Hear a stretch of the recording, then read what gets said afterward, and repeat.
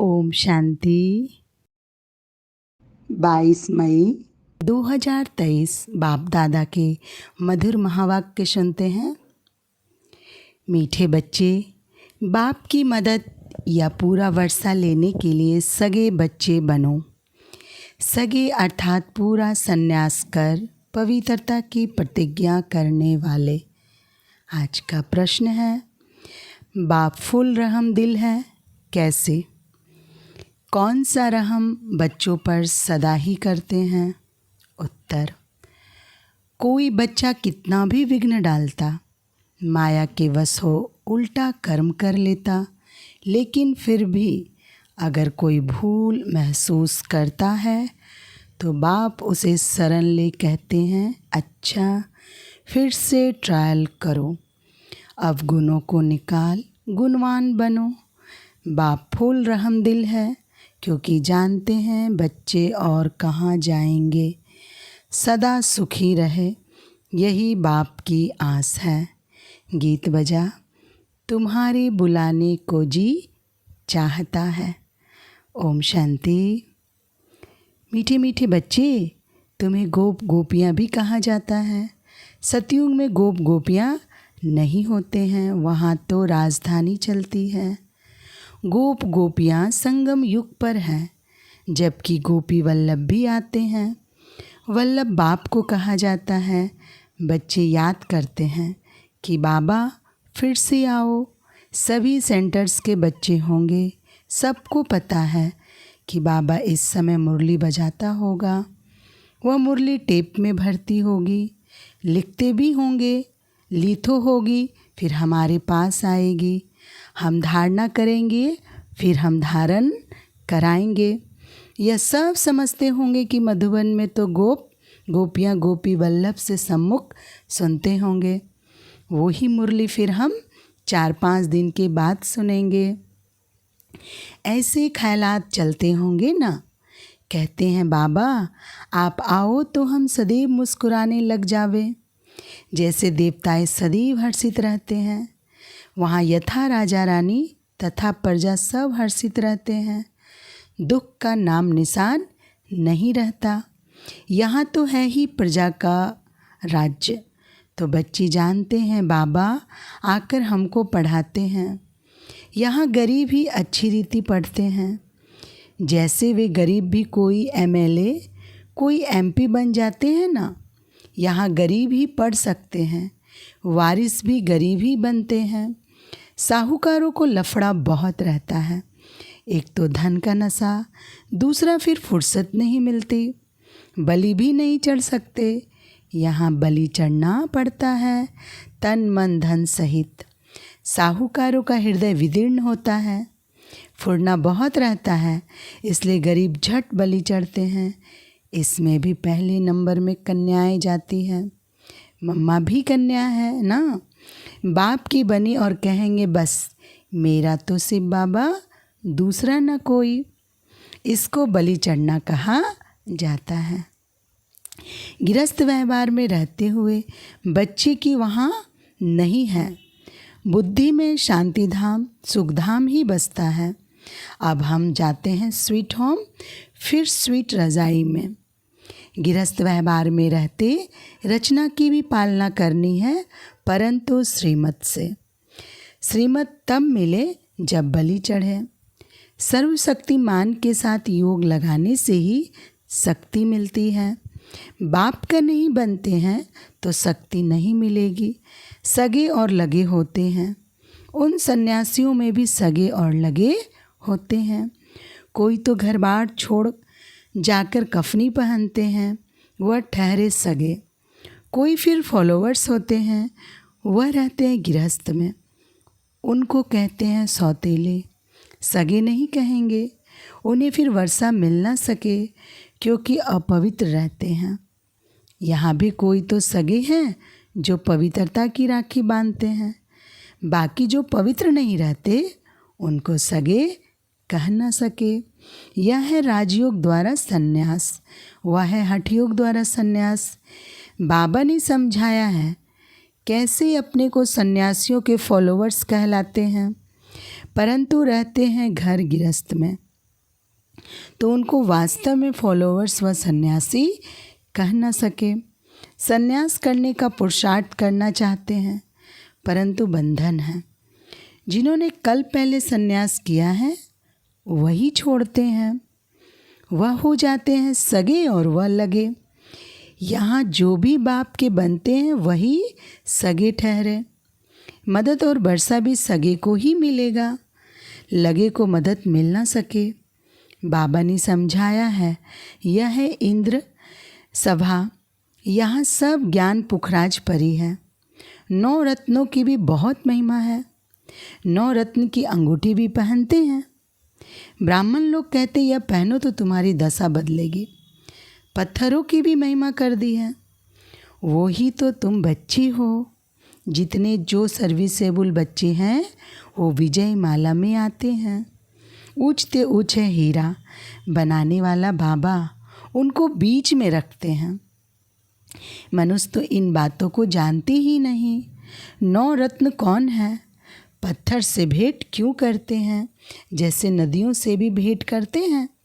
तुम हो ज्ञान नदियाँ, वह है पानी की।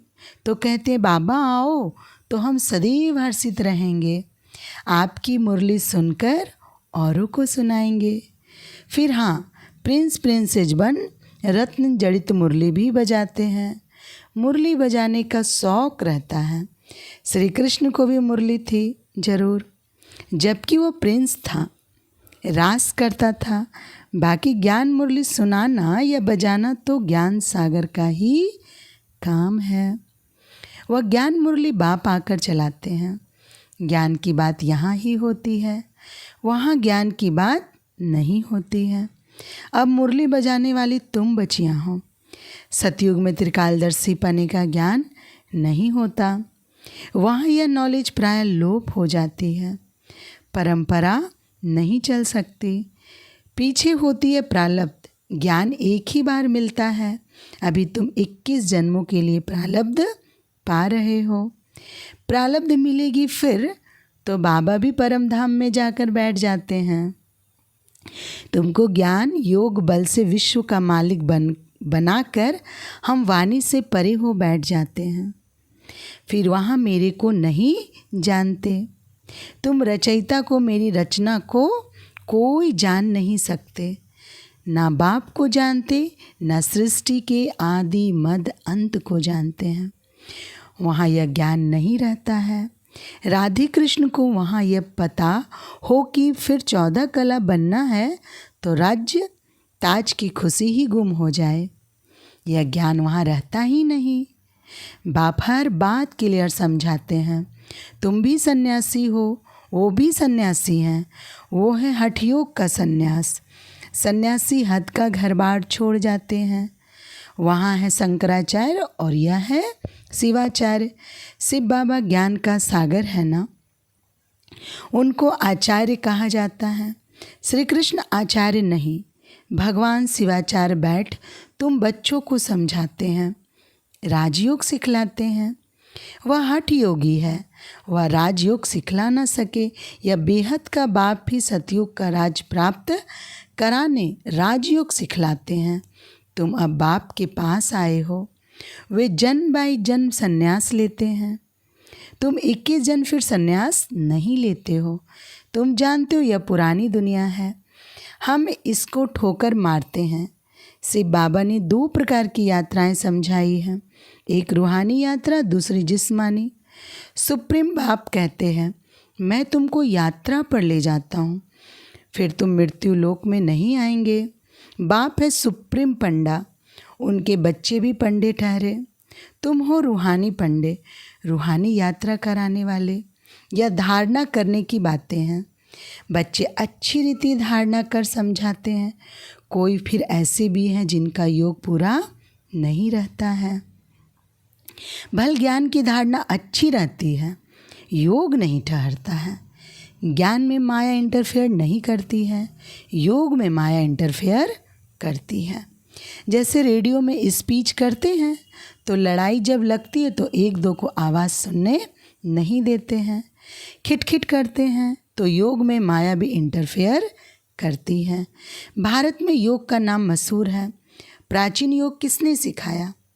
उन्होंने श्री कृष्ण भगवान वच कह दिया है। श्री कृष्ण तो हैं सतयुग में, फिर उनका नाम, रूप, देश, काल बदलते बदलते या अंतिम जन्म, फिर उसमें बाप प्रवेश करके उनको यह बना रहे हैं। तुम जानते हो, ब्राह्मण सो देवता बने, फिर क्षत्रिय सो वैश्य सो शूद्र बने। बाप बैठ समझाते हैं, मैं जो भी तुमको नॉलेज देता हूँ वह प्राय लोप हो जाती है। इस द्वारा सुनाता हूँ तो पहला नंबर नदी ब्रह्मा। मेला लगता है ना ब्रह्मपुत्रा और सागर पर, यही ब्रह्मपुत्रा है बड़ी नदी जो धारणा करके कराते हैं। बरोबर भगवान रूप बदल कर आया है। जो निराकार रूप है वह बदल कर साकार में आते हैं। ब्राह्मणों का सबसे उच्च कुल है। बाप ब्रह्मा मुख कमल द्वारा ब्राह्मणों को ज्ञान, देवी देवता धर्म और क्षत्रिय धर्म की स्थापना करते हैं। सतयुग त्रेता में और कोई धर्म होता नहीं, अब स्थापना हो रही है। राधे कृष्ण जो हैं वह लक्ष्मी नारायण बनते हैं। जिन्होंने भी पढ़ाई की वह सतयुग में तो जरूर आएंगे, क्योंकि अविनाशी ज्ञान का विनाश नहीं होता है। प्रजा तो बहुत बननी है, कोई चले जाते हैं फिर चक्र लगाकर आ जाते हैं। जाएंगे कहाँ? समा तो एक ही है, परवाने अनेक हैं, तो समा पर आते रहेंगे। भागंती हो जाने वाले भी आएंगे। सतगुरु की निंदा कराई है, फिर भी बाबा के पास आते हैं तो फिर समझाया जाता है, फिर से तुम यह ज्ञान उठा सकते हो। वह फील करते हैं बरोबर हमारी ही भूल है, तो उनको भी शरण लेना पड़ता है। फिर उनकी भी सेवा करेंगे, अंत तक फुल रहम करना है। कितना भी विघ्न डालते हैं फिर भी कहेंगे भल आओ ट्रायल करो, मना नहीं है। बाप है ही फुल रहम दिल, तुम उनके बच्चे हो ना। कहते माया ने भटकाया है, फिर भी उनकी सर्विस की जाती है। शरण में आते हैं तो फिर उठाना है। अवगुण को निकाल गुणवान बनाना चाहिए। बाप कभी दुश्मन नहीं बन सकता। बेहद का बाप कहेंगे बच्चे सुखी रहो, रहम आता है। कहाँ जाएंगे? और तो कोई जगह है नहीं जहाँ बाप से वर्षा ले सके। बाप सब बातें समझाते हैं। बहुत नहीं धारणा कर सकते हैं तो फिर थोड़ा ही सही। अच्छा, मन मना भव, बाप की याद में रहो। आत्मा का स्वधर्म है शांत। Attention please. सावधान, अपने बाप को याद करो। बाप को याद करने से वर्षा जरूर याद आएगा। ऐसे हो नहीं सकता वर्षा याद ना आए। बाप और वर्षे को याद करने से तुम जीवन मुक्त बनते हो। कितनी सहज बात है, नाम ही रखा है सहज राजयोग। योग कहने से ही मूंझते हैं, यह तो बाप को याद करना है ना। बाबा कहते अरे बच्चे तुम बाप को भूल जाते हो। जिस बाप से हीरे जैसा जन्म मिला है तुम उनको भूल जाते हो। लौकिक बाप को कब भूलते हो? बाबा को भूला तो वर्षा गुम। अपने को आत्मा निश्चय कर बाप को याद करना है। आत्माभिमानी बदले दि अभिमानी बनने से धोखा खाते हैं। सन्यासियों का है निवृत्ति मार्ग। भारत पतित बनना शुरू हो जाता है तो यह आकर मरम्मत करते हैं। अपवित्र बनने से थामते रोकते हैं। उनमें प्योरिटी की ताकत रहती है। प्योरिटी है तो पीस प्रॉस्पर्टी भी है। कन्या भी पवित्र है तब तो उनको माथा टेकते हैं। देवताएं पवित्र हैं तो सब उनको माथा टेकते हैं। सतयुग में माथा टेकने की बात ही नहीं, क्योंकि सब पवित्र रहते हैं। अपने दर्पण में देखना चाहिए कि हमारे में कोई भूत तो नहीं है। लायक बने हैं लक्ष्मी नारायण को वरने के, अपने को लायक बनाना है। तुम बच्चे जानते हो उच्च उच्च शिव बाबा, ब्रह्मा विष्णु शंकर और लक्ष्मी नारायण आदि सबसे शिव बाबा उच्च हैं। एक शिव बाबा ही हीरे जैसा है, बाकी इस समय सब तमोप्रधान कौड़ी जैसे हैं। महिमा सारी एक ही बाप की है। सारी सृष्टि को स्वर्ग बनाना यह बाप का ही काम है। अच्छा, मीठे मीठे सिखिलदे बच्चों प्रति माता पिता बाप दादा का याद प्यार और गुड मॉर्निंग। गुड मॉर्निंग बाप दादा। रूहानी बाप की रूहानी बच्चों को नमस्ते। हम रूहानी बच्चों की रूहानी बाप दादा को याद प्यार गुड मॉर्निंग और नमस्ते नमस्ते नमस्ते। धारणा के लिए मुख्य सार। पहली पॉइंट, बाप पर पूरा बलि चढ़, बाप का सगा बच्चा बन, बाप से पूरा वर्षा लेना है, पूरा पवित्र बनना है। दूसरी पॉइंट, अपने को दर्पण में देख, भूतों को निकाल, गुणवान बनना है। बाप की मुरली सुन, धारणा कर, औरों को करानी है। वरदान है आज का, परमार्थ के आधार पर व्यवहार को सहज बनाने वाले भाग्यवान आत्मा भव। स्पष्टीकरण है, आधा कल्प व्यवहार में, भक्ति में, धर्म के क्षेत्र में सब में मेहनत की और अभी मेहनत से छूट गए। अभी व्यवहार भी परमार्थ के आधार पर सहज हो गया। निमित्त मात्र कर रहे हो, निमित्त मात्र करने वाले को सदा सहज अनुभव होगा। व्यवहार नहीं है लेकिन खेल है, माया का तूफान नहीं लेकिन ड्रामा अनुसार आगे बढ़ने का तोहफा है। तो मेहनत छूट गई ना, ऐसी मेहनत से अपने को बचाने वाली श्रेष्ठ भाग्यवान आत्मा हूँ, इसी स्मृति में रहो। आज का स्लोगन है,